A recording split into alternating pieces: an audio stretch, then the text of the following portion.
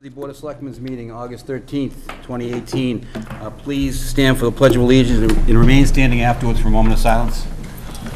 I pledge allegiance to the flag of the United States of America and to the republic for which it stands, one nation, under God, indivisible, with liberty and justice for all. Thank you. I'd like to have a moment of silence. The town lost three amazing women this week: Ruth Hussey, Mary Rourke, and Ann Priskinis. Ruth Hussey tirelessly raised money for the town and schools. Some of her multiple achievements: raising over $100,000 for student scholarships in Abington, serving many years on the Republican Town Committee, the night before the 4th, and many years on the Park and Rec Committee. One of Ruth's proudest honors was earning the title of Abington's Best in 1994. Mary Rourke was a volunteer supporter at St. Bridget's Church and School, the Abington Little League, as well as the Abington Murphy Club Pee Wee and Midget football teams for many years. Mary was a trustee and later chairman of the board at the Dyer Memorial Library. And Ann Priskinis was an active and enthusiastic member of the Abington Garden Club, serving as its president for many years, and was also an intrepid traveler, visiting China as well as Europe and the Caribbean, and was a member of the Zoning Board of Appeals for many years. Ruth, Ann, and Mary will be deeply missed by their loving families and many friends.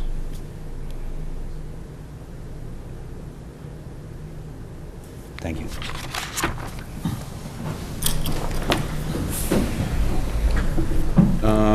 Any public announcements? I have one. The Board of Health will be hosting the Household Hazardous Waste Day on September 8th. It's going to be from 9 a.m. to 1 p.m. at the DPW parking lot. Thank you. I also had one other one. On Thursday, August 16th, is my daughter Mackenzie's 7th birthday, so I want to say happy birthday. Very good. On TV. She's home watching right now. Got that one done. Happy birthday, Mackenzie. Any other announcements? No, I'm going to take some things out of order, if it's all right. Public comment, first of all. Is there anybody in the audience that wants to talk about anything on the agenda prior to till we actually bring it up? So usually that's not, but it's confusing. But I want to move to the approval of Sergeant Vasilian Road Race, Saturday, November 3rd, 2018 forward. Do we have someone to speak on that? I could tell by the running suit you were going to speak on that. If you want to come up to the microphone, please. Thank you very much, and your name and address. Jillian Crowley, 498 Linwood Street in Abington.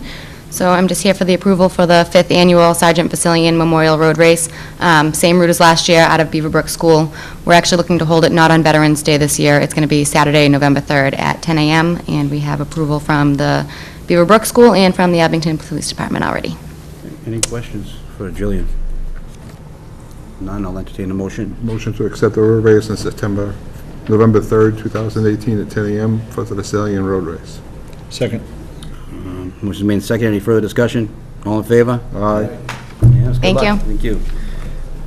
Appointment to Community Preservation, no, appointment to Griffin's Dairy Committee, Kathleen Salmonte. Kathleen, would you like to come up to the microphone? I don't blame you. I don't blame you. We're in a hurry tonight, so does anybody have any questions for Kathleen? I have a comment. Thank you for stepping up to the plate, Kath. Appreciate it. Motion to appoint Kathleen Samonte to the Griffin Dairy Board. Second. Motion is second. Are we sure we don't want to ask Kathy any questions? Okay, all in favor? Aye. Opposed? Unanimous. Thank you, Kathy. Appointment to Community Preservation Committee, Bruce Hughes. Bruce is never afraid of the microphone, but, you know, you can sit back if you want. Okay. I just want to say thank you if you approve, because that's not a given. Yeah, it's not a given yet, Bruce. Don't take anything for granted. Exactly. I'm a public servant. We had two people, one person step back, so I believe there's at least one opening still on the Community Preservation Committee, so someone, that's a very important committee in town now, so if anybody wants to serve on that, please put your name in. I'll entertain a motion. Motion to approve Bruce Hughes to the Community Preservation Committee. Second. A motion and a second. Any further discussion? All in favor? Aye. Aye. Unanimous. Congratulations, Bruce.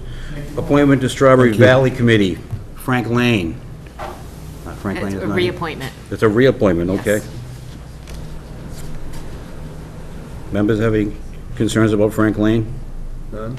Nothing? Motion to reappoint Frank Lane. Second. Motion's made and second. Any further discussion? All in favor? Aye. Unanimous. One last appointment, Cable Advisory Committee, Robert Stevens. Is Robert Stevens present? He was unable to attend tonight. Okay, but we have his form here. It's in the, Okay. Any comments, concerns about Robert Stevens? he's also on SAGE. He is. Yep.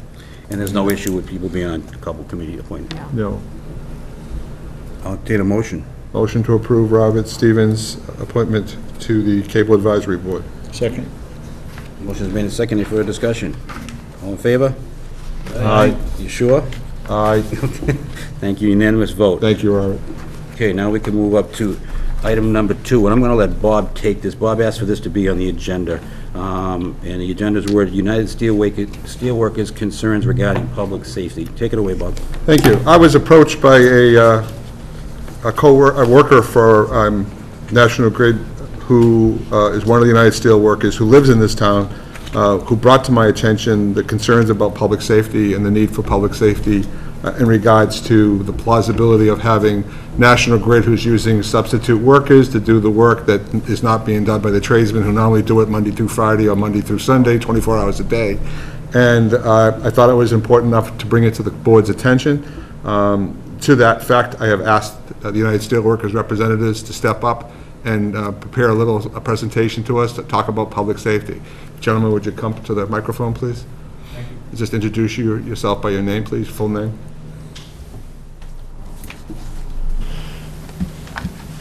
Thank you very much. My name is Joe Crillo. I am the president of Boston Gas Local 1203, United Steelworkers.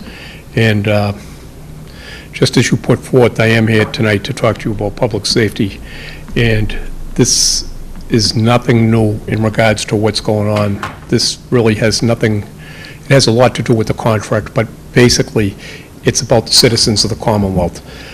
I first wrote National Grid in 2011.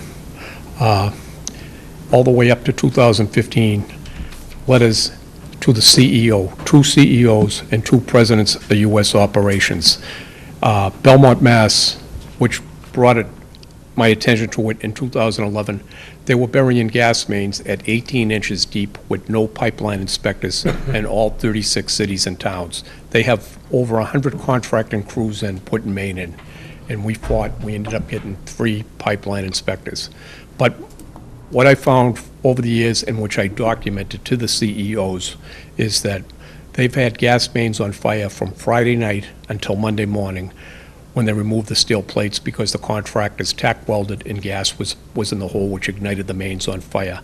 In Whitman, town just not far from here, they used low-pressure fittings on high-pressure gas, completely blew apart. They had to call the fire department, and all the rust, everything else, was blown all over the houses.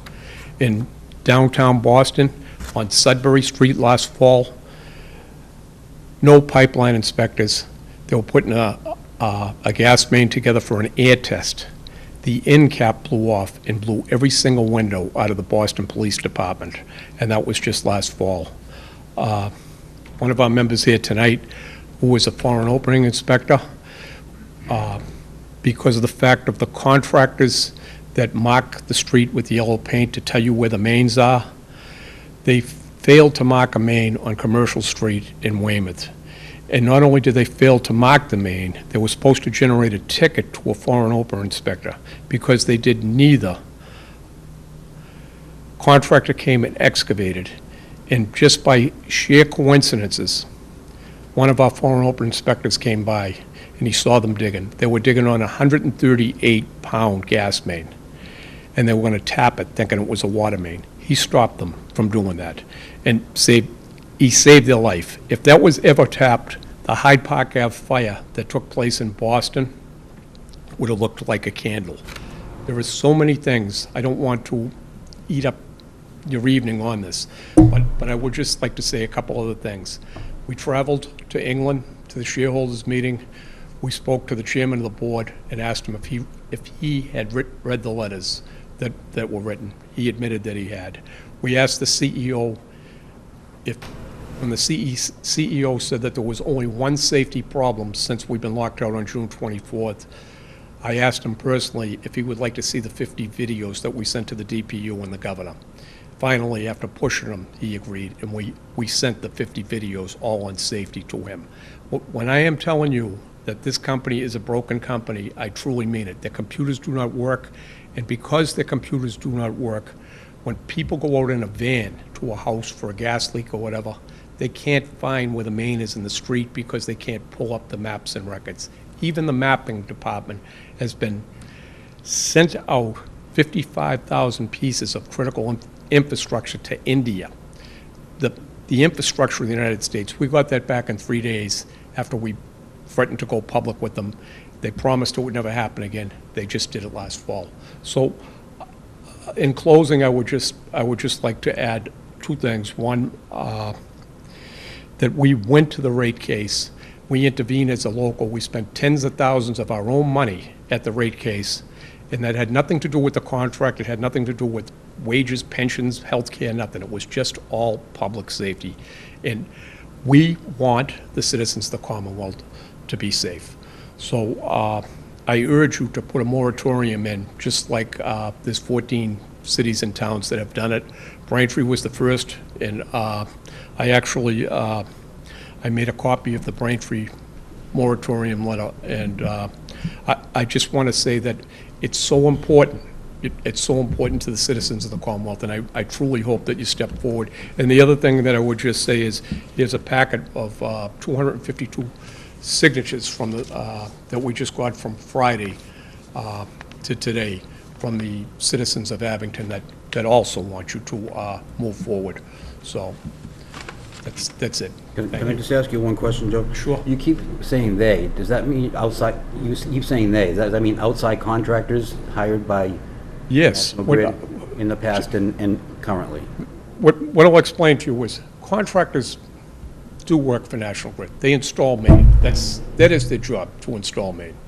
But their job is not to do maintenance work. Their job is not to find a leak, fix a leak.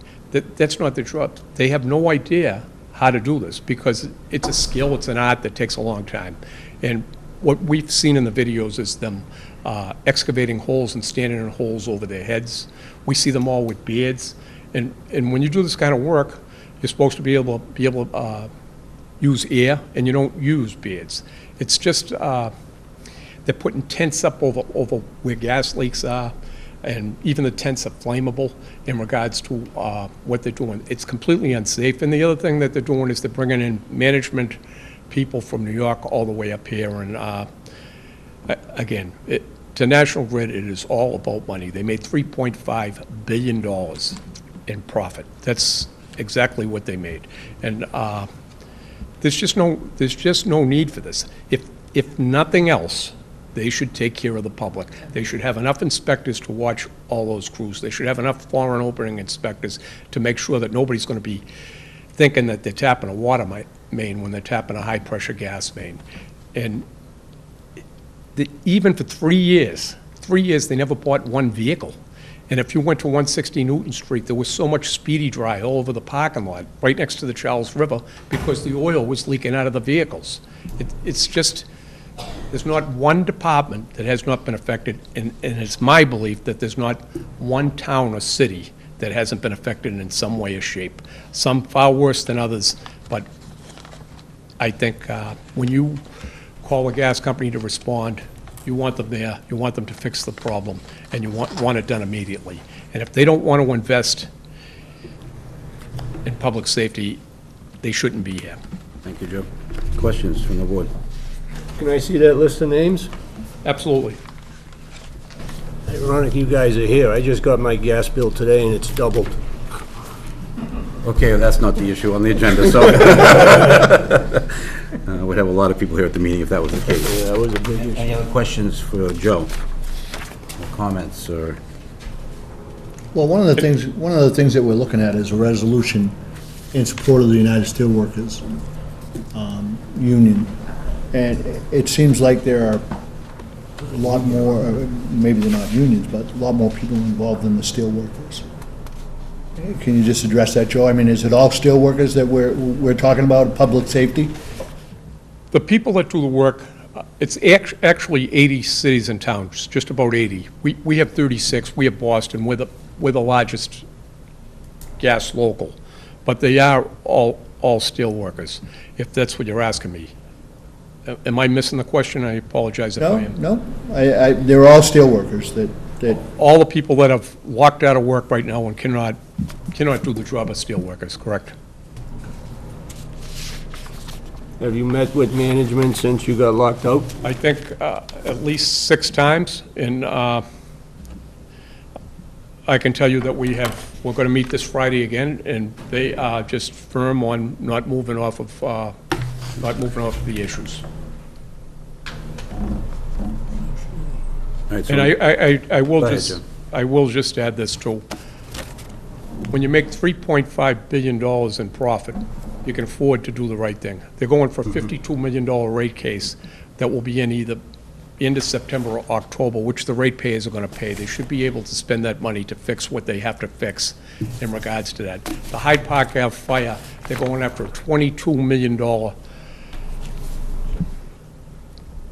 trying to get money back, stating that they used that due to the cold weather, that $22 million. But it's my belief it went up in fire over 3 days that they couldn't get the fire out. That's where I believe that went. Pettigrew, 9% pay raise last year.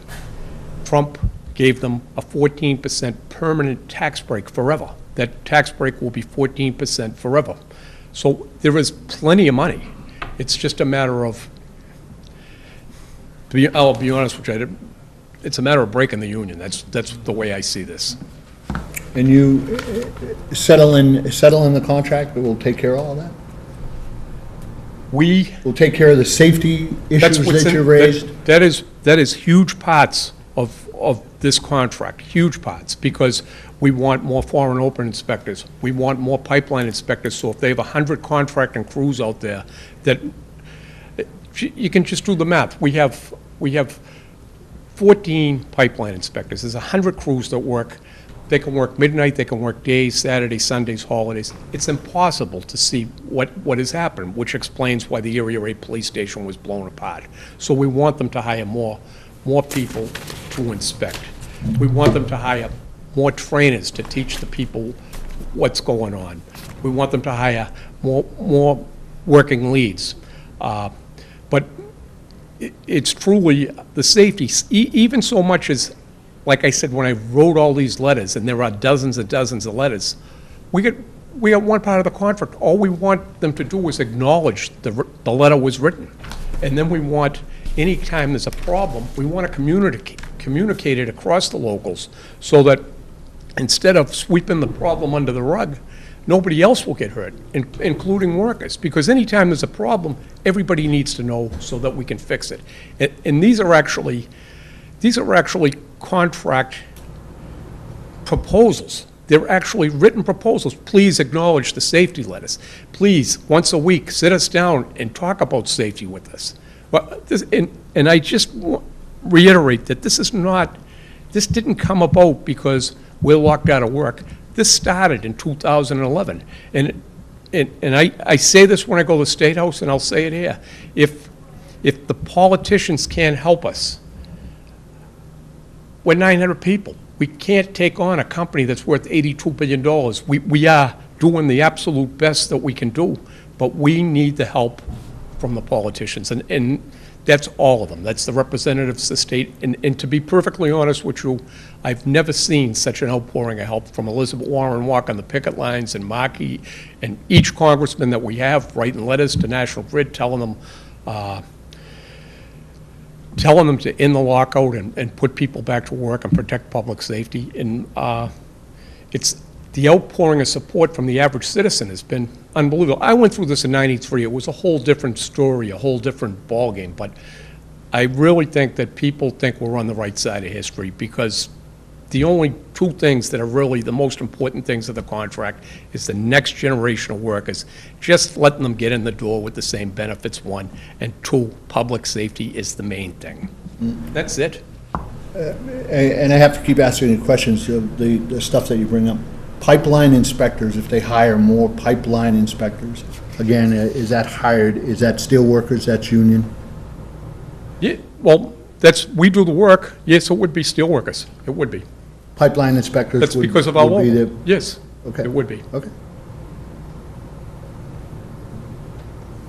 Feel free, any questions you have, I'll do my best to answer them. That's why I asked him. Bob, can you maybe talk about what you're looking for a moratorium on? I mean, I'm assuming that's what you're... My resolution, and no offense, I am a union worker, so I stand with the union, but what I raised this far was concern for public safety, and I think public safety has to come in front of everything else that we talk about. And I'm concerned about public safety. So my biggest concern here is that the town of Abington, the Board of Selectmen, look for public safety reasons to not issue any new permits, to allow any new permits to be done in the town of Abington until the settlement between the union and the company is resolved. And that's what I'm looking for, and that's what I'm proposing. I have a resolution, we have a resolution in front of us that is a somewhat part of the Braintree resolution. Yes. And we have sort of migrated to the town of Abington, and I would propose that if the board so chooses to do that, would be to vote in favor of approving this resolution. If you want me to, I can read it, but in whole or in parts, I don't care. If your motion is to approve that resolution as it's written, Yep. then you should read it. All right, so, resolution in support of United Steelworkers, District 4, Local 1203, Boston Gas Workers Union. Whereas the National Grid serves many residential and commercial natural gas customers within the town of Abington. And whereas the United Steelworkers, 1203, District 4, Boston Gas Workers Union represent men and women who operate gas lines and projects within the town of Abington. And whereas many members of the United Steelworkers Local 1203, District 4, Boston Gas Workers live and work in the town of Abington. And whereas the United Steelworkers Local 1203, District 4 Gas Workers Union has been bargaining in good faith to achieve fair and equitable contract with competitive wages and benefits for its members. And whereas the safety and well-being of National Grid customers and the general public is contingent upon high-quality and well-trained employees performing services and line inspectors and gas projects. And whereas a prolonged lockout by National Grid workers raises safety concerns for the general public and strains services for the National Grid gas customers. Now, be it resolved, therefore resolved that the Abington Board of Selectmen urges National Grid to end the lockout of the gas workers so that the gas line inspection services and repairs may continue to be performed by qualified and properly trained employees. And be further resolved that the town of Abington provide heightened security and safety inspections and monitoring all the National Grid work being done during the lockout of the National Grid workers, and that no new permits for gas construction under the jurisdiction of the Abington Board of Selectmen shall be issued. And be it further resolved that the Abington Board of Selectmen urges National Grid to agree to a fair and equitable contract that provides competitive wages and benefits consummating with the technical skills and qualifications possessed by the members of the United Steelworkers Local 1203, District 4, Boston Gas Workers Union, offered this day, Monday, August 13, 2018. That's my motion. That is my motion. I will second that. We have a motion and a second. Further discussion? Further discussion to the town manager. Rick, we got a notice from, or you talked to Greg Corbo at KMP with his opinion. Would you mind reading that and give us your opinion on that? Yeah, well, I'd be presumptuous to try to opine on town council's opinion. However, Greg Corbo was concerned that blanket policies are essentially the very definition of arbitrary and capricious. So he's concerned that these kinds of declarations would not necessarily stand up in a courtroom. But again, that's just that's a legal opinion. To the extent that the town would have issues with permits, blanket statements, he's concerned that if that were appealed in a court, that specifically if it was tied to, that it was in any way perceived to be tied up with a labor dispute, that if the town were taken to court by National Grid, that because the town is not a legal party to a labor dispute, that would perhaps be grounds for the town not being successful in a defense. So those are his concerns that he raised. Okay, and one of the things I didn't see that I underline is he has an example if the board is interested in voting a proclamation. Was that included, or? Well, what you see in front of you is more similar to the Braintree resolution rather than specifically what he has proposed. So if you again, it's really what the board chooses to do with regard to it, but those were his concerns. And again, other than the last two, he was fine, because it was more of, it was less of a blanket permitting issue, but it was more just of a support for the efforts and the concerns of the Steelworkers Union. So that was, those were his concerns. My concern is the line that no new permits for gas construction under the jurisdiction shall be issued. Yeah. I don't think we can do that. Well, I think that's what town council's saying. that's basically his concern, if there was I mean, any I'm all legal for the challenge. Yeah. support proclamation, I mean, whatever you guys need, but we can't break the law to do it. Can I just say something? No one's asking anybody if there's a gas emergency or whatever to not do it. We 100% want people safe. When you say gas emergency, you mean grade 1 leak? A grade 1 leak. And That's that's exactly considered- right. We believe that, without a doubt, it has to be worked, and we don't care who works it. Somebody is better than nobody working that. And that's exactly what Braintree made clear when I spoke to the board there that night, and they had no problem with it. And like I said, Arlington, there's 14 towns right now, when actually Milton is going through the same thing right now at this exact same minute. So I don't see, even Boston came out in favor of it, although there's not a written document yet from Boston, but we'll be back over there this week and next week. And Marty Walsh came out because we announced to our members that Marty came out in support of the exact same thing.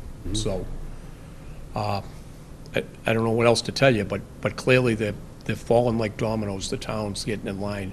And all we're asking for is, if they're gonna put a pipe into a new development or whatever, you wanna make sure that the fusions are right. You wanna make sure that it's buried to the right depth. You wanna make sure that there's sand around it, that there's tracing wire around it. Some of these contractors that have come down here, I mean, the documents have been forged, and I will say that as clear as anything. They've tapped water mains. They've even cut off services filling buildings with gas on Neponset Ave.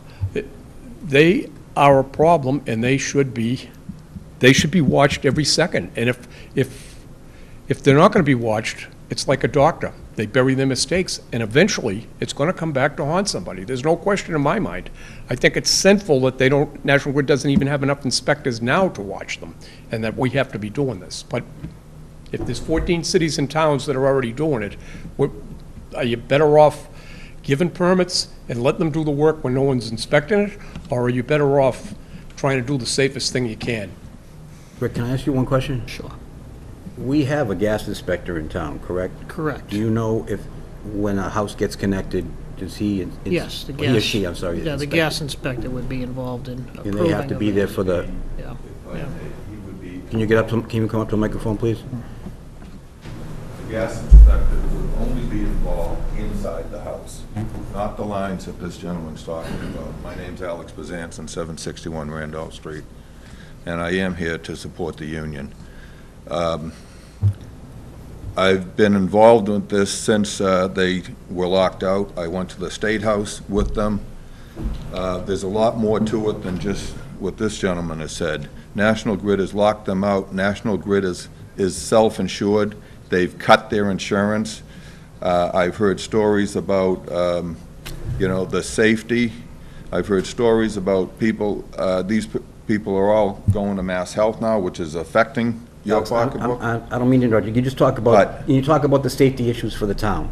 That's our responsibility as selectmen. It is, but there's a lot more to it, too, and you should take that into consideration also, because you need to support the 200 and something people that signed that petition, and there's a lot of people that work for National Grid that live in this town, and we should support them through everything, not just the safety issues. There's a lot more issues there that we should be supporting them.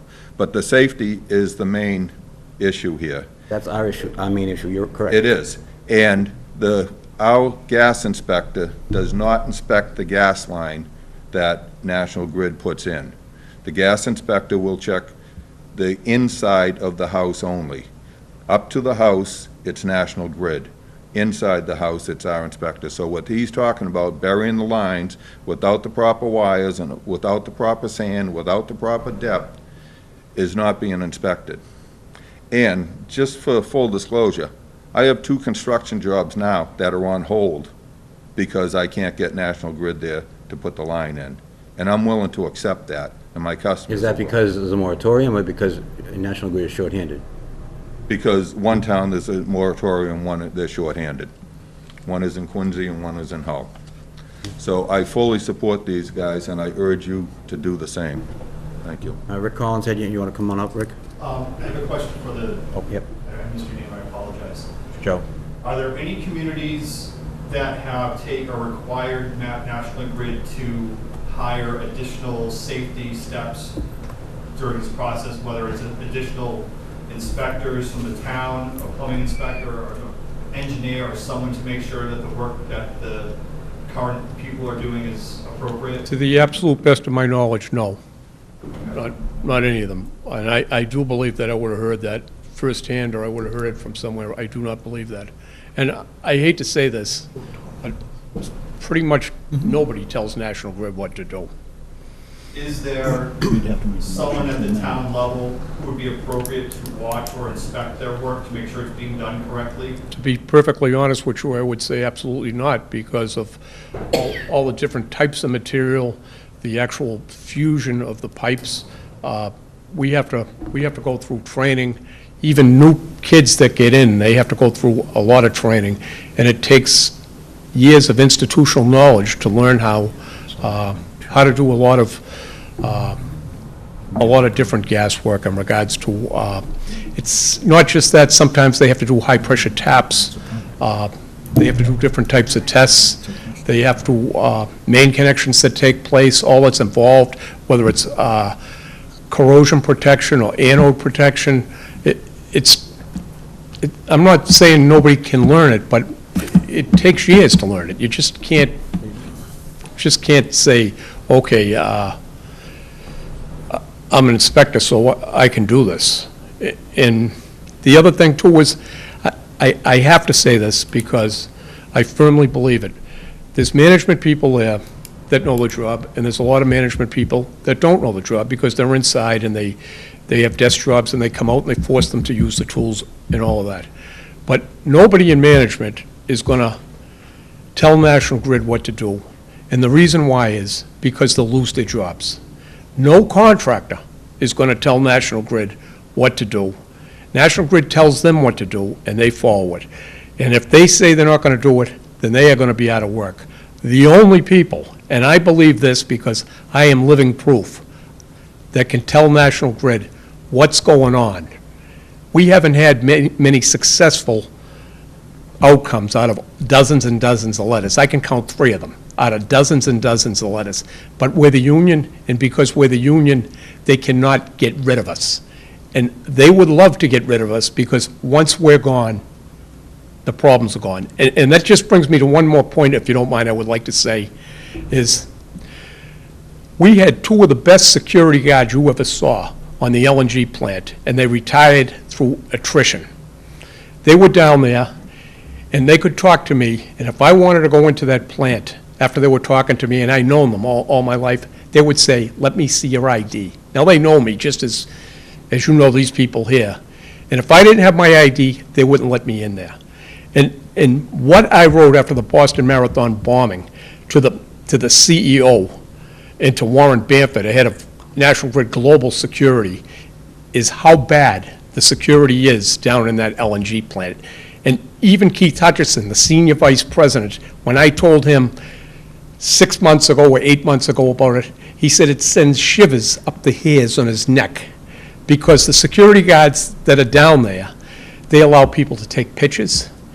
I have documented not doing perimeter checks for up to 16 hours, smoking, carrying guns, knives, sleeping on the job, out of uniform, and then no fault of their own, but a lot of them have communication problems because They came from different countries and are working there. They have a difficult time speaking English and understanding, and they have a difficult time writing.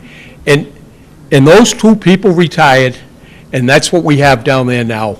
And 3 weeks ago, 3 weeks before our negotiation ended, I said to the LNG supervisor, how are things at the plant? Are there any problems? You know what he said to me 3 weeks ago before we got locked out? He said, I have to blow my horn sometimes in the morning to wake them up. That's what he said. So my point in saying this to you is that no one's telling them what to do. We're there. We can at least tell the world what they're doing. But on the town level, just for instance, telling the plumbing inspector to stay over the crews to make sure they're doing it right isn't a possible solution. It's not going to keep the town safe if, if new openings were allowed. There's nobody the town could hire to watch this work and make sure that it's being done right and properly. Look, I'm not an expert. I'm not going to tell you I'm an expert. I mean, there's people all over this country. People could fly in and they know a lot more than I know. But if you're asking me what I think no, because I think they do a lot more than one job at a time too. And I just think that there's nobody better, at least trying to keep them honest, than the people that work there. I think you see the point that Rick is making. I understand. My concern personally is about the people that want to connect. I mean, we have a large building, New England Art, which is connected to the gas, and they need to do some work up there.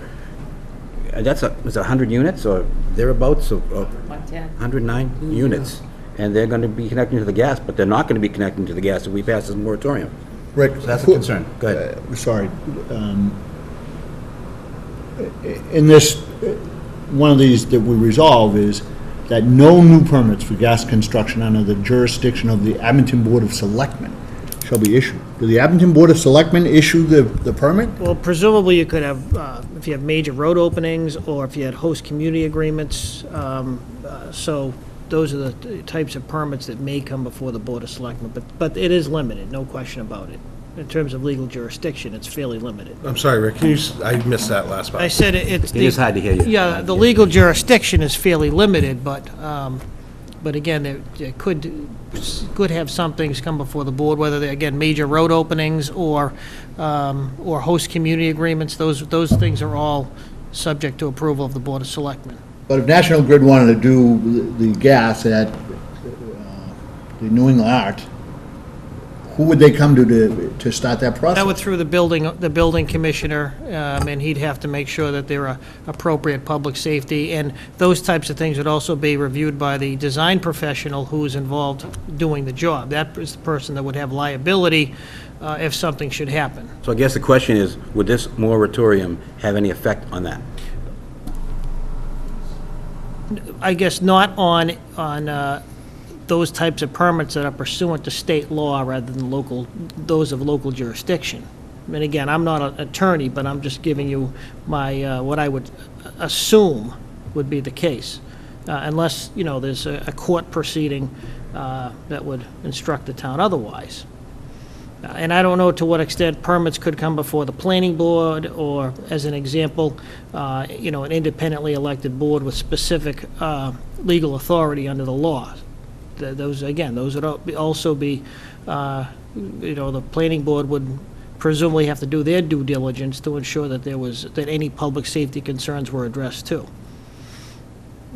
And of course, one of the provisions in the resolution, I believe, has to do with additional diligence with regard to reviewing any projects, permits, et cetera. So.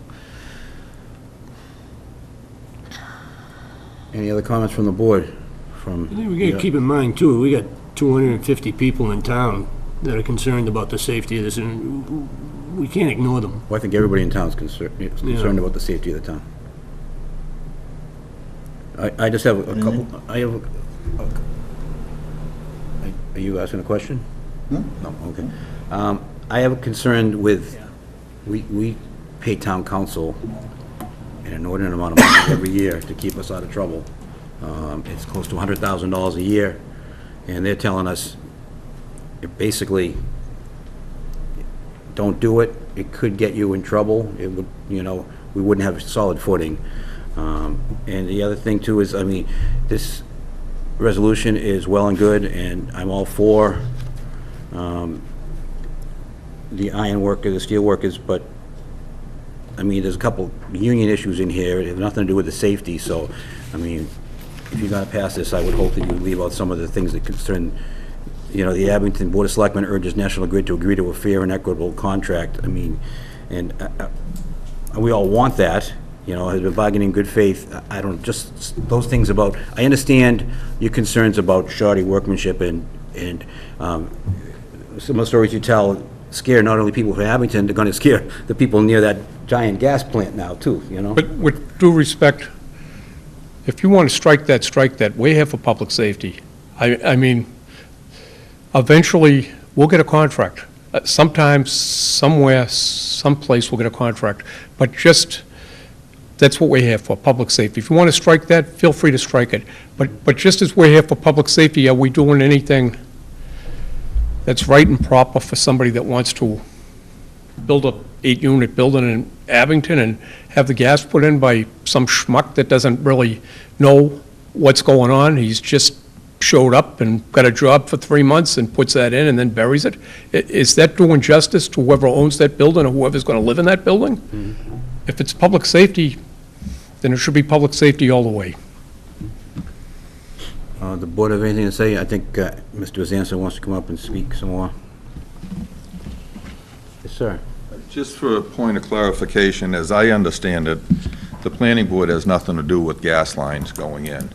It's my understanding that if there was going to be a road opening, they would have to go through the highway department.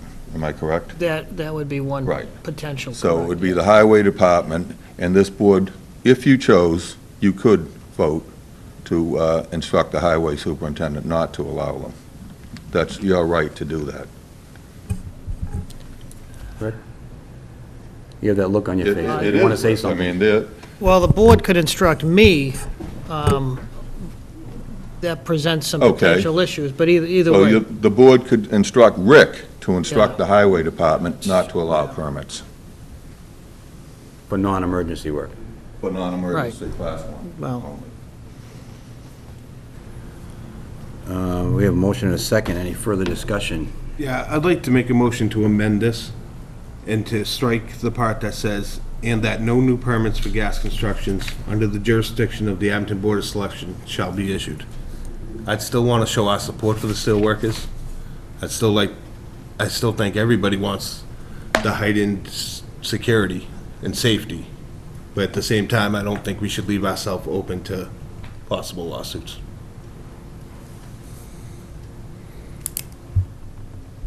So basically, it's just a proclamation proclaiming our support for the safety of the town of Abington. For the safety and that. Save it from shoddy workmanship. And basically that we'll be looking out and when permits do come up, you know, we'll certainly take that into consideration. But to say we can deny all the permits before they are even filed, I think leaves us open. I don't disagree with you. The other option too is to pass this resolution, striking the stuff about the union, you know, as Joe agreed, but add maybe we'll revisit it in 1 month. That way, if people have new permits a month from now, we can come back and, you know, either approve them on a case-by-case basis or that sort of stuff. So, I mean, I think that would be agreeable to both the steelworkers and hopefully members of this board, something to that effect. Because I honestly don't want homeowners to suffer. That's the reason we're talking about this, but it's also the reason that I'm not in favor of banning all new connections for, if we take this proclamation, it's until the lockout ends. And that could be, I mean, heaven forbid, but it could be a while. Hopefully not. So what's the action of the board? What's the motion now? Well, the motion still stands unless someone wants to second. Oh, okay. Second my motion or Tim's motion. No, I wouldn't mind making an amendment that no new permits be issued. I'm certainly concerned about the safety. But putting the town of Abington into a situation where we,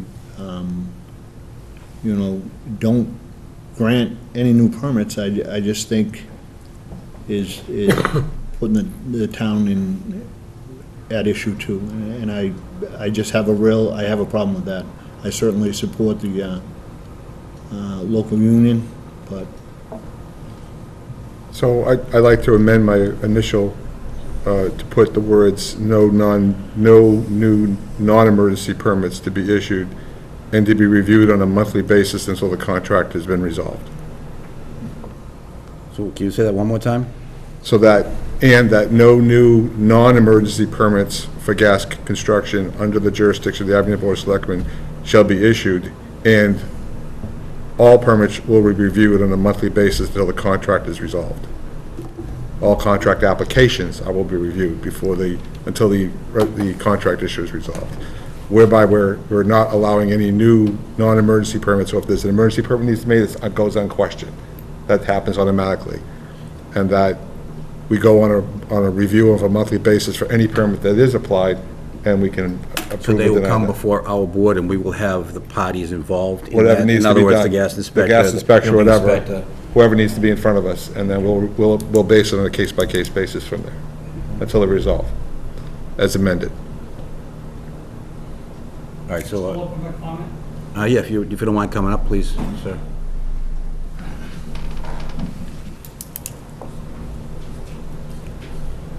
Hi, it's John Glenn. I work for Steelworkers. With all due respect to your gas inspector, he only inspects inside the house, which is only a half a pound of pressure. What we're talking about in the town of Abington is high pressure. There's a big difference between low pressure in the house and high pressure in the street. So, I mean, talk about public safety. I mean, I'm sure the fire department doesn't want 45 pounds of pressure blown in the street. Did the fire department weigh in, the fire chief weigh in on this today? The chief called me a couple hours ago when he saw this on the agenda, and at this time, he informed me that he has not experienced any public safety concerns that he would pass along to the board. Okay, all right. All right, so where we stand, guys? Oh, you have to go. No, it's done. Oh, okay, all right.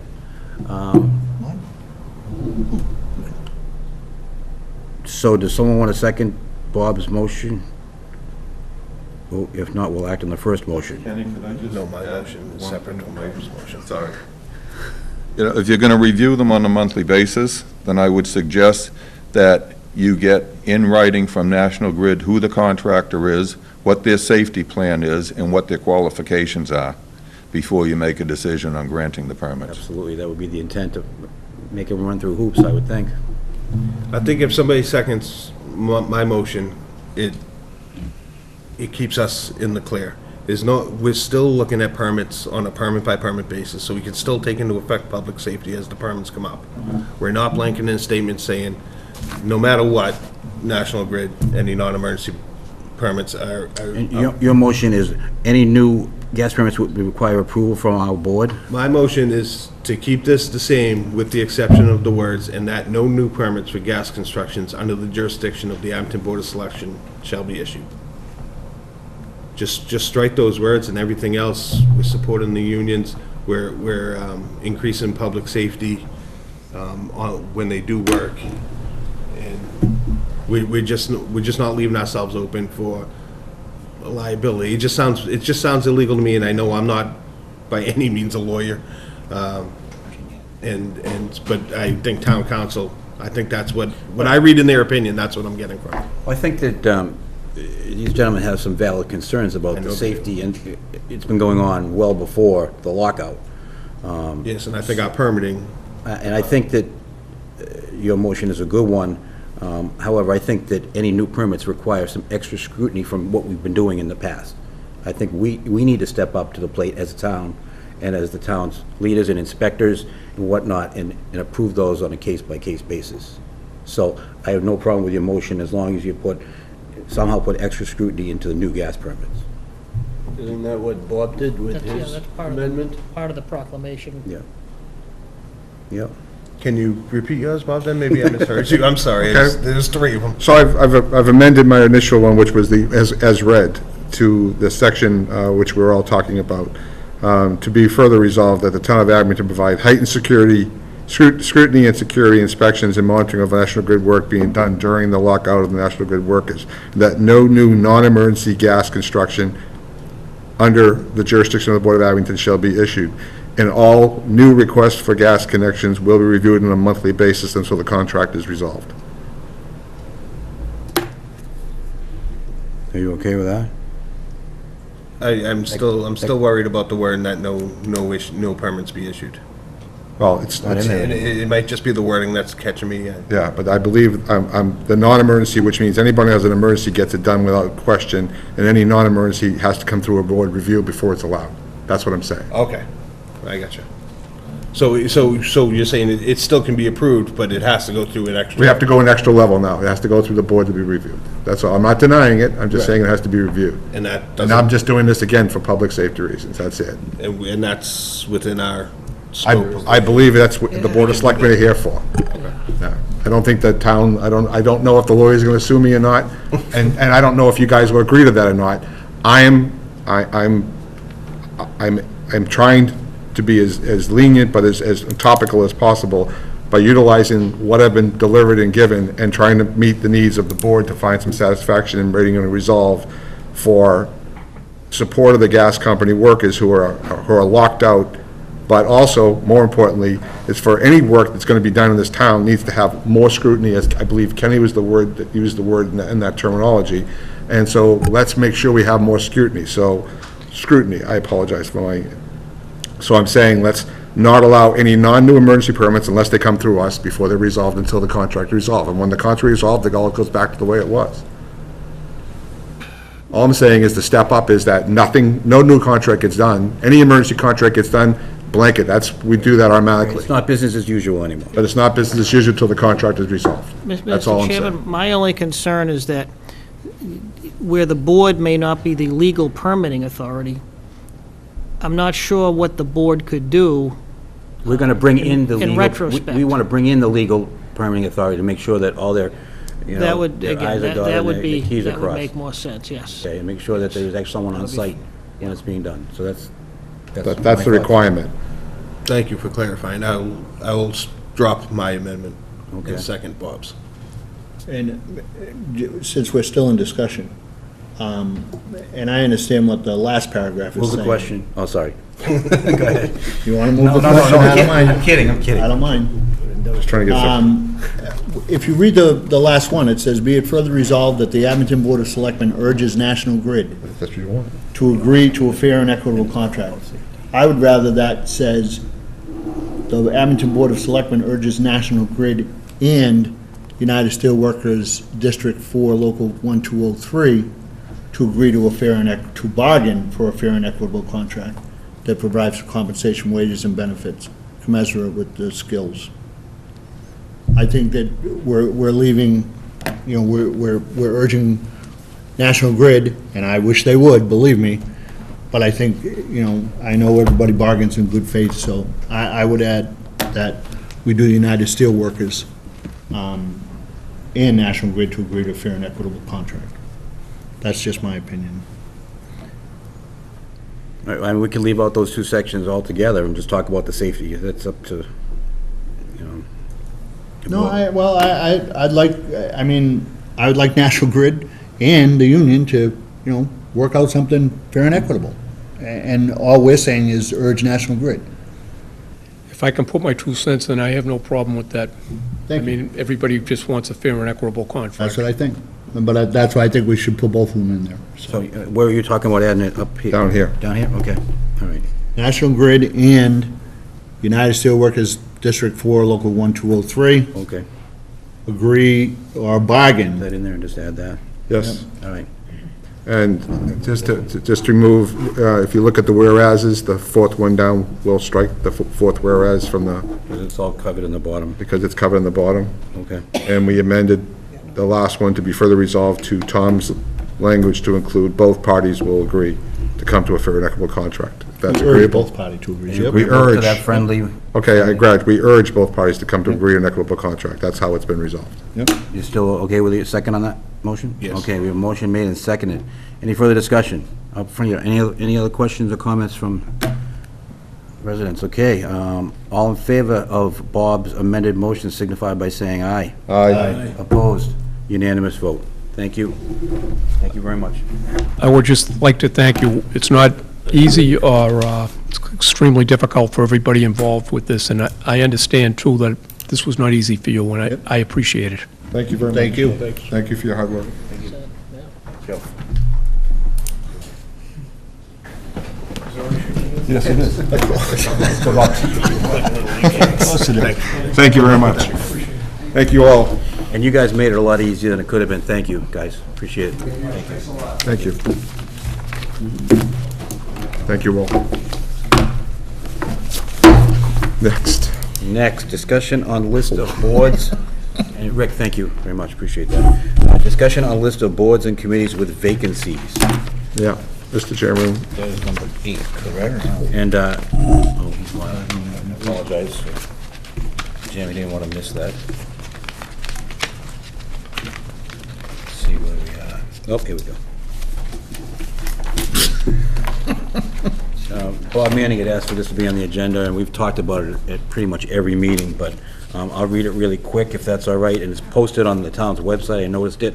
List of boards and committees with vacancies. Currently, I believe, and correct me if I'm wrong, Cable Advisory Committee needs at least 2. Is that still the case? Correct. Commission on Disabilities, 1. Housing Partnership needs at least 3. Sage still looking for 3. Griffin's Dairy Committee still looking for 1 person? Just made that appointment So that's all tonight. set now? Yep. Okay, so Griffin's Dairy Committee is full. Southfield Redevelopment Authority Board of Directors, I'm going to touch upon that in a second. Community Preservation Committee is... Open, because Still has 1 opening though, right? Tim, Made it. I thought we put Bruce on as a renewal. Was Bruce a renewal, or is he? No, he was for the one So there were vacancy, 2, selectman so there were appointment. 2 voting for 1? Correct. Oh, okay. Thank you very All right, much. So that's all set now, too. Thank you. In terms expiring, Sage 2, what is that? Those are just 2 members that are currently in Sage. They haven't confirmed yet that they want to be reappointed. Okay. Okay. Still trying to contact them, and so they're still just kind of hanging out there right now. Thank you very much. Okay. So I would encourage the citizens who want to participate in town government to look at our list, and if there's anything appealing to you, please fill out the appropriate forms and file them, because we do need your support in the town. One of the positions that I noticed, that I noted was the Southfield Redevelopment Authority, and that's actually a very important position in town. Chris Aiello was our appointment. I think he was appointed for a full term and part of another one, I believe. And he sent a letter to the town on July 20th. Please inform the Board of Selectmen that I wish to resign as Abington's representative to the Southfield Redevelopment Authority. My resignation will be effective when the Board of Selectmen appoint a new representative to replace me. At our next meeting, I'd like to, if we have names, I'd like to appoint. There's a couple criteria that are asked for. We are the appointing authority for this position. There are 9 members. 2 are from Rockland, 2 from Weymouth, 1 from Abington, 2 are Union Point residents, 1 from the South Shore Chamber of Commerce, and 1 labor representative from, I think, Norfolk County. And I just took the little blurb about the qualifications. The town appointees shall have demonstrated expertise in education and experience in 1 or more of the following areas: real estate development, housing, finance, planning, or engineering. The town shall cooperate to assure the appointment of directors from as many of the foregoing disciplines as possible. At our next meeting, I plan to ask Chris Aiello to attend so we can personally thank him for his job, and maybe he can discuss a little bit about what the job entails and some of the criteria that he found is necessary for that, if that's all right with the board. Yep, that's fine. There's no comments. Anybody? If we can move forward again, only because Rick Collins is here, if we can go down to adopt a committee charge for the Ames Knoll Advisory Committee, number 12. At our last meeting, Rick was here and mentioned, were you here at the last meeting? Yes, and talked about forming an Ames Knoll Advisory Committee, and we let him roll with it. You want to get up, Rick, and speak a little bit about it, and see if you still need members, or let us know what the makeup of the committee is, just so we can approve it. If you have a committee charge, I brought this on the agenda, just so we can have something in writing as to what their plan is. Thank you, Mr. Chairman, and through you to the rest of the board. I think in your packets was a charge given on what we're looking to have the committee do over the coming months. Basically, it's to start the Let me back up for 1 second. So in a bond bill that was signed by the governors, my understanding is that there is $500,000 for a master plan and engineering and some other needs. The way the bond bills work, as you're probably aware, For is... Ames Knoll? For Ames Knoll. Okay. The way that bond bills work is that the money isn't guaranteed. It's not like a line item appropriation or an earmark in the state budget. Rather, it's kind of a statement of priorities of legislators to the governor's office, that these are the sort of things we want to look at. So there's still work that needs to be done, but the fact that this was included in the bill is basically a strong statement from the town of Abington and from our state senator, John Keenan, and our representative, that the town of Abington wants to see some improvements made to Ames Knoll State Park. And if you look around at some of the other state parks that have received more funding and more involvement from the state, they also have very active friends groups. They have local stakeholders who are very involved. It's one of those squeaky wheel things where they have people talking about the park, getting involved, making, complaining when they need to. And I think that's a little bit of what Ames Knoll needs at this point, which is somebody or some group to advocate for it and advocate for it strongly. So the first step is to put together an advisory group to start to understand what the needs are, start to document what some of the problems are, what some of the deficiencies are, the lack of amenities, the lack of grills, the lack of picnic tables, the lack of clean, clear spaces where families can sit and have a meal of some sort. The ball field's not really playable anymore. All these little things that have added up. The fact that we're in the process of acquiring significant new parcels on the north end of it. What does that mean for our trails? The lack of trail markings. We had an incident recently where people got kind of stranded out there because there are no trail markings, and if you're not familiar with the park and it starts to get dark, you can get lost very quickly. So that's kind of what the committee would do, is start to look at some of these issues, start to bring other people, other stakeholders involved in the town, get them interested in talking about what we can do to improve it, and then bringing in the state to hear what our ideas are and what our needs are in the coming months and years as well. This isn't going to be a, excuse me, this isn't going to be a 6-month process. This isn't going to be a year process. It's going to be a couple of years. The working advisory group that's in front of you tonight, though, I think is just the first phase of whatever we do. Anyone who wants to be part of this group doesn't have to make a 2, 3, 5-year commitment. I think the very first thing we're looking to do is just to start to document the conditions and start to have some conversations. I'd like to keep it small, and then if people are really passionate and want to join in, you can always expand it. There's no cap or ceiling on how many people can be part of it. But if we want to start with 5 just to get the ball rolling, I think all we're looking to do is just to start to meet on a monthly basis and take some walks to the park and bring a camera and take some pictures and put some charts together and that sort of thing. Excellent. And just so you know, we did share this with Rick before we finalized it. The only question is whether or not you would like to have a date by, a final date by which to report, or if you want to just keep that open as an advisory to the Board of Selectmen, presumably on an ongoing I think we can basis. keep it open unless you want to report back just give you a year, and if it's Well, sooner, just to report back, you think? My feeling is that we should at least have something to report out for town meeting, even if it's just a status report, so we can get a sense of town meeting and the boards that, we're in the right direction, and this is just to make sure we're all marching together. So May 1st, That would seem to be 2019. reasonable. And you mentioned 5 members. Did you have any recommendation as to, I think we talked a little bit about this at the last meeting.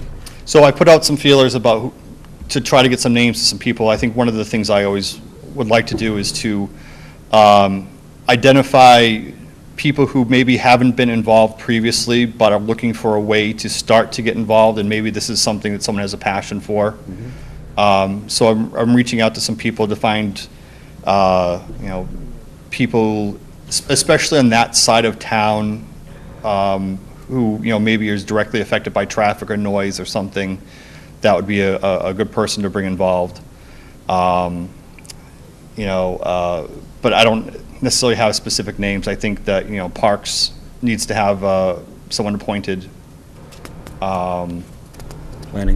Planning maybe, or schools, or just so that everyone's... How about just 1 planning board member, 1 member of the Park and Rec, and 3 citizens at large with a preference to neighbors or others. Butters. That'd be great. I think the one request is someone who has some institutional knowledge of the park in terms of its history, its old trails. I mean, apparently there's, beaver dams out there and hunting lodges or remnants of hunting lodges and everything, so. That could be one of the residents. Yeah. Yeah, with a preference, okay. What about somebody from CPA? Are you planning on CPA funds for any of this? Is that? It's a state park, so I don't think we can use CPA funds. But if someone on the CPA has interest, I mean, there's no reason why they couldn't be involved. Okay. And then I'm just going to read the charge really quick so we can approve this document, if that's all right. The Ames Knoll Master Plan Advisory Committee is charged with the goal of reviewing and recommending to the Board of Selectmen, the State Department of Conservation and Recreation, appropriate needs for capital investment for consideration by DCR in conjunction with recent approval of a master plan to be conducted by DCR pursuant to the recently approved funding in the 2018 Environmental Bond Bill. The committee is expected to work with town officials and DCR staff to survey the needs of the park for recommended inclusion into the master plan to be produced by DCR. The committee is charged as part of the core mission to work, engage with neighbors and other local stakeholders. So I guess I will entertain a motion to form this new committee. So moved. We have a motion. Second. We have a motion and a second to form the Ames Knoll Master Plan Advisory Committee. Any further discussion? So the total membership has been stated at 5 as of right now? 5, a planning board member, Park and Rec member, 3 Abington residents with a preference to neighbors and/or people with, how'd you word it? Institutional knowledge of the. Institution, I know people that know institutions well, but that's probably not what the kind of people you want there. And That we're was the board expecting chairman, not some type me. of report by the town meeting in 2019. Yes. Not a physical, but some type of report by town meeting, Yep. 2019. All right, so motion made, and did I hear a second? Yes, you did. Motion made and second. Any further discussion? All in favor? Aye. Unanimous. Thank you very much. Thank you. Appreciate you Okay, taking charge of Jim that. wasn't yeah. here to vote for that. Thanks, Rick. All right. So, 4-0. almost unanimous. Okay. Minutes 2016 open and executive session Thank you, minutes. Rick. Dory, there was one change to these you mentioned? One change, yep. On the number 4. Yeah. Motion by Selectman Chapin and second by Selectman Connolly. Okay. I thought I recalled Jim actually making and seconding that motion, but maybe I missed.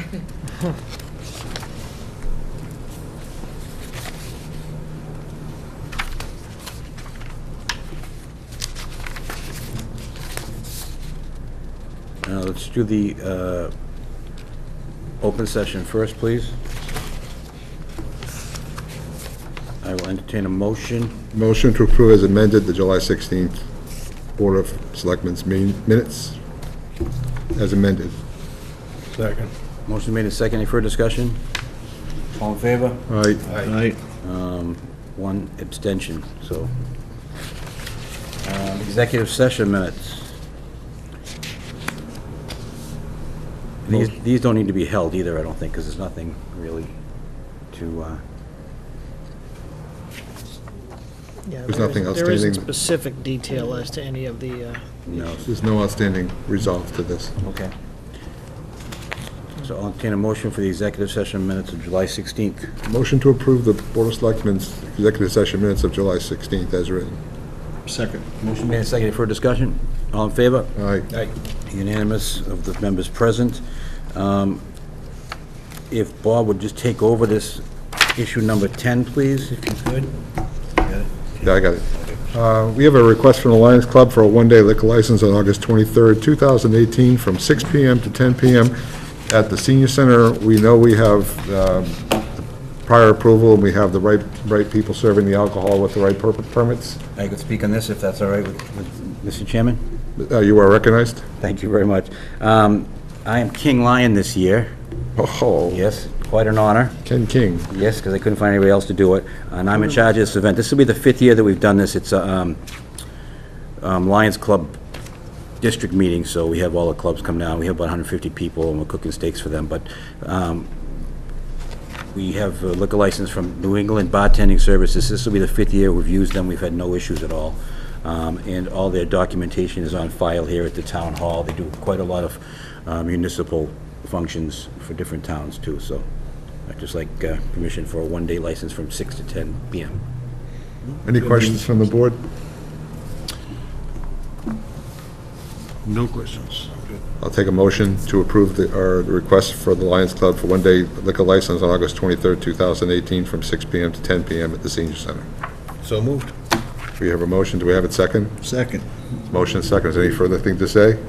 All in favor, say aye. Aye. Aye. One abstention. One abstention, 401. 3-0. 301, sorry.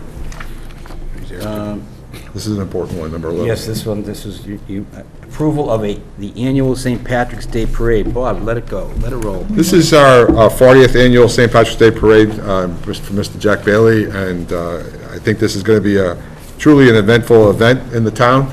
Our St. Patrick's Day parades generally are, but I'm looking forward to this one as much as I've looked forward to the last 27 that I participated in as a helper for the parade.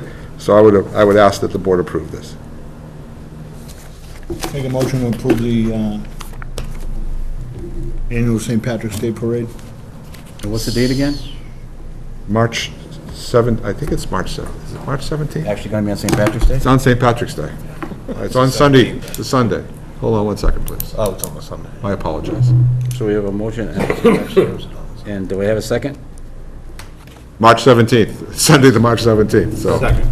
Motion made and second. Any further discussion? On the day. All in favor? Aye.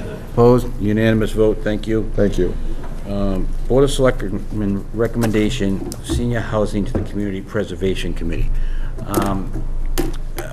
I brought this up because we're hearing constantly about the issues that there is not enough senior housing in town.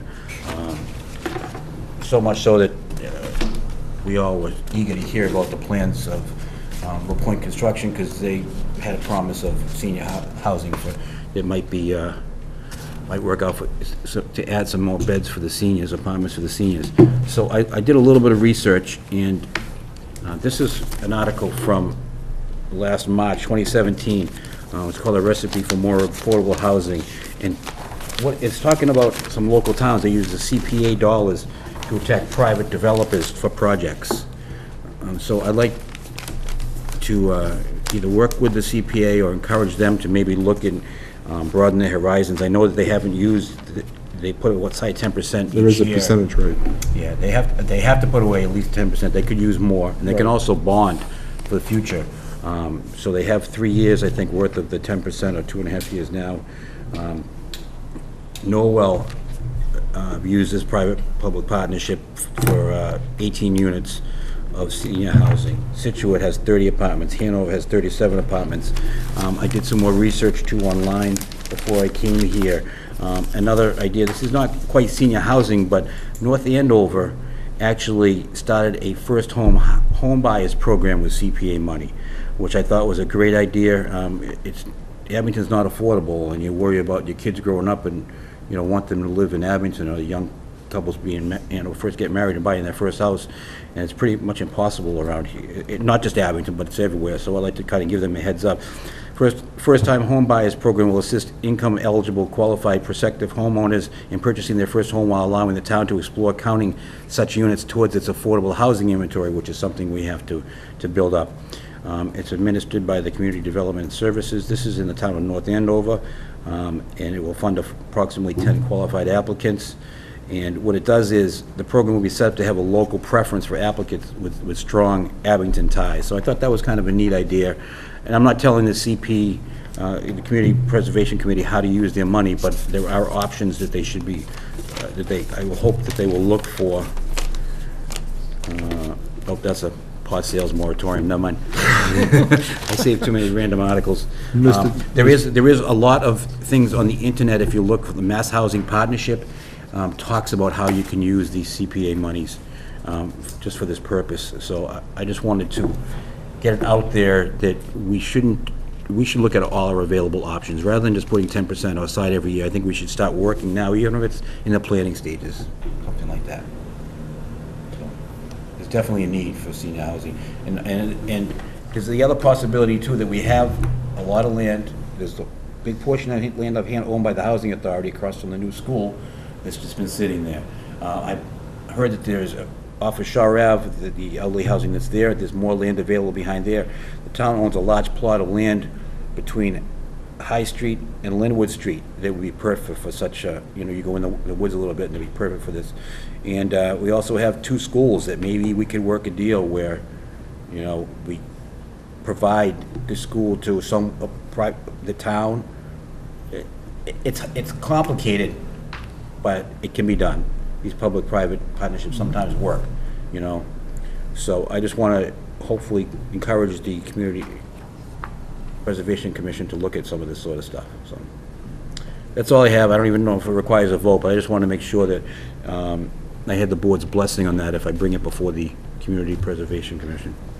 Mr. Chairman, I've also heard that we could fund over a multiple-year period loans bond, yeah. that we can bond to go out, and because it's guaranteed money, because it's renewed every year, that you could have $1 million bond and paid off in 100,000 installments for 10 years, and most financial institutions jump on it because it's pretty much guaranteed money, so it's not like we're going to be soft by not getting it, so. There's also the other fact that if you're working with public-private, there's state monies available too, especially for commingle buildings. And I know that the development they talked about behind the senior center was going to use some state funds, so I don't know enough about that to talk about it, but I think it's a definite possibility that the more people we can get involved in this, I think the better off we're going to be. So I really would encourage them to look into that. Does anybody have anything else on that? Would there be any reason to have the Community Preservation Act Committee come and discuss that with us? Or is it, or could we just go to their meeting and discuss it with them? At some point, they're probably going to give us, I think it's early for a recommendation from them, because they're just starting their process. It's September as they start new applications. Yeah, so, I mean, why don't we talk, I'll give you a homework assignment.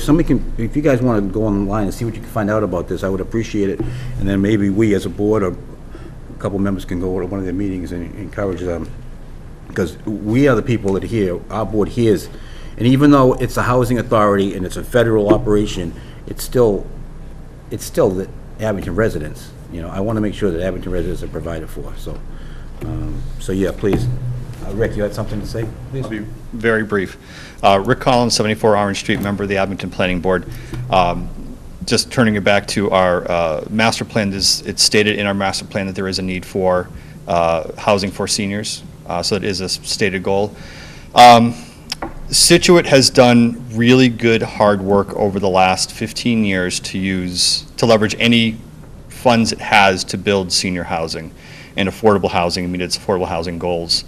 And it absolutely has used its CPA money to leverage state and federal funds. So for instance, one thing is that if a federal or state grant requires a local contribution, you can use the CPA money as the local portion of that.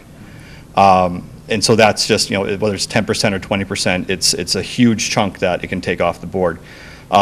Situate is definitely a town I think you would want to maybe have a conversation with. I think they have a designated person that works on a lot of this stuff as a way to understand what the opportunities are available. Part of it also is, purchasing some of the big old houses in town that maybe on Route 18 or 123 that, are being split up into smaller apartments. Those can be town units, and they count towards the town counts and all that sort of stuff. So there's a lot of options. I think this is an awesome, wonderful idea, and there's lots of resources out there that you can take advantage of. Excellent, thank you. Appreciate that. Any encouragement we get, that'd be great. Okay, town manager's report, please. Yes, Rick. Mr. Chairman, I'm not going to cover all Rick, these. you've been kind of quiet tonight. You haven't really had to say too much. I don't think anyone's Until now. disappointed by that.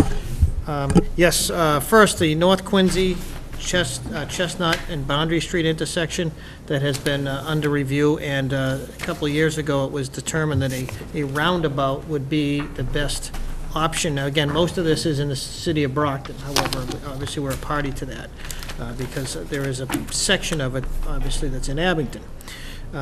Currently, the project has been 75% designed. It's been forwarded to Mass DOT for review. It currently is on the state's Transportation Improvement Program list. If all goes well, the job will be advertised in 2019 with construction to begin the spring of 2020. In the early days of this, I was more involved because of some of the communication with Brockton. More recently, John Stone has become the town's contact point, as you would expect. The RFP for the Island Grove... Rick, Yes, I'm yes, sorry, Tom, I'm yes. sorry. On that boundary for the roundabout, Yes. and I know there was there a lot of public input into that? I mean, I've been hearing more now about that roundabout than I ever heard before, mostly from the public that Going back maybe and... are opposed to the roundabout. I mean, I know it's on their list, but I mean, Yeah, I believe... they had to be There were informed. public And hearings several years ago. The city of Brockton held many public forums and notified, through public announcements, public hearing notices. There was a complete review of the different options up there, whether it be streetlights or And I other remember that. I signage mean- or roundabout. Again, the roundabout is ultimately what was determined, again, primarily by the city of Brockton as to what the best option would be. So again, this goes back several years now in terms of the public input. Again, unfortunately, or fortunately, it takes many, many years for these types of projects to get accomplished, specifically when they're being funded primarily by the Commonwealth of Massachusetts, as opposed to, there is some Chapter 90 funding that Abington would have to contribute to this, but the portion is relatively small in terms of the entire project. I think the good thing about this, too, is you can get a feel for, will the roundabout idea work at the Hancock and Chestnut intersection, because that's what they're going to be proposing, too. well, we'll see. Possibility. Well, no, but at least, the ones in Braintree seem to work, so the ones that we... But again, it takes a long time Oh, before absolutely. those decisions are made, right? The RFP for the engineering study for the Island Grove Bridge, which was a CPA project that was held over from last year, the RFP is completed. We did have council review it fairly briefly because it's not the type of procurement we've done in the past. Currently, we're waiting for some input from some of, because it's a project that only requires the town to get 3 qualified bidders. It doesn't have to be advertised because of what's into the anticipated cost. The problem we have is, I'm not familiar with who would be qualified to send this to. So between Russ Wheatley's company and the Mr. Bradford, who's the project manager on the school building project, we've asked them if they could do a little homework and provide us with some appropriate firms that we can send this out to. So that's moving forward. I think, if you don't mind, I'll skip over to number 5, the Mass Housing Grant. I missed, this was a misstatement by me. The Mass Works, what we submitted on the 10th was actually for the 1.5 million grant to actually upgrade the Myers Ave facility. The town already received the grant for $150,000. So we're not actually applying for that. That was already awarded to the town back in many months ago at this point. So the $150,000 has been expended for the purposes of engineering services, design services. So we're now in a position to seek funding from Mass Works for $1.5 million. So again, that's moving forward, and have to compliment the people, Marcy Birmingham? Yes. Over at the town of Rockland, and the people at the Waterworks for a tremendous amount of work. I mean, Dory did a lot of work on our end to help with that application, but there's an awful lot of work by people to get it to that point, so. And attached to the update tonight is a summary of the housing rehab program. That grant is coming to an end. It would, be a third year, actually be over 6 years, but 3, an original grant and then 2 further grants which totaled about $2.4 million in housing rehab funds, as well as services funding for the Whitman and Abington food pantries. So, other than, really complimenting COA director and their staff, the update is from the grant manager is attached for your review. Okay, what else? The Excedra Monument that we're all familiar with out here at the Rotary at Town Hall and the Library and the high school, that procurement has been completed, and we expect repairs to begin sometime this month to the lowest bidder. Let's see, what else is particularly relevant? Again, I don't know if anybody wants to ask specific questions You just about. speak I on don't want 9. to take up your whole Could you evening. speak on number 9, please? Yes, the underground utilities for Glenowitz Way. The school building committee discussed this at our meeting last week. And what they've agreed to do is to invest up to $10,000 to hire an engineer for the actual design for the project, rather than just leaving it up to National Grid or a contractor to tell us what they believe is necessary. They actually want to provide money for design services, which is obviously a positive thing. And the committee is also considering to what extent they might be able to contribute to the funding of that project. And again, Mr. Dan Bradford, the project manager for the school building project, he's going to be seeking engineers, appropriate engineers to help with that. And those funds will be combined with the money that was approved at town meeting? That is correct. Because the expenses were more than Yes. anticipated, okay. Now, if there's any specific questions, one other, with regard to the potential solar project, what is now at the, the sewer beds behind Monroe Street. I know initially there was, the question was whether or not the Griffin's Dairy could accommodate a solar project, and that was based upon a master plan of the site produced by Old Colony Planning Council a few years ago. Feedback from the, I don't want to call him a vendor, but one of the potential proposers who has been used to work on behalf of the SAGE Committee going back several years. They have done a preliminary engineering study that is now complete, and from what, I don't know how many people have visited that site, but from a contractor standpoint, in terms of putting in solar, they licking their chops because it's so easy to tie into the grid from the sewer beds. But right now, the site that's visible to, if you go out there, could only accommodate about 1/4 of a megawatt, which still makes it feasible potentially. If the town were to allow some land clearing, and there's also a channel within the woods, a man-made channel, to allow to traverse that, it could accommodate up to 1.25 megawatts, and that would be retaining any visual barriers for any residents. I think the first issue, I think, would be for us to ask the conservation what concerns or requirements they would have for dealing with the channel. And then the question would, I think, come back to the Board of Selectmen as to what extent you would approve land clearing at that site. So that's where we stand at the moment. Folks know what the sewer beds are, right?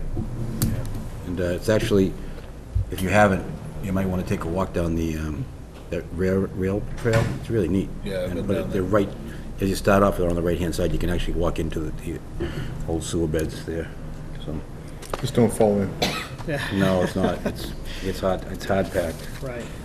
So there's other things I listed. do want but- to touch on 4, and I'll read it. With the help of Go ahead. Police Chief Jay Majensky and DPW Director John Stone, we were able to obtain sand to renovate the Island Grove beach area abutting the pool at a minimum cost. Is essentially a donation of material with the town covering the labor and transportation expense. Did you want to let us know who did that, or I will they get want to that remain to you. anonymous? If that contractor wishes to be known, I'll be happy to send you an email to that extent. I personally, I think we, Yeah. well, them a big thank you, maybe we can send them a nice note. That's very kind of them. Does anybody have any other issues they'd like to bring up at the meeting tonight? If not, I will entertain a motion to go into executive session for the purposes of discussion pertaining to negotiating with non-union personnel and not to reconvene to open session. So motion. Second. Motion and seconded. Jim? Yes. Tim? Yes. Tom? Yes. Yes. Chairman says yes. Thank you.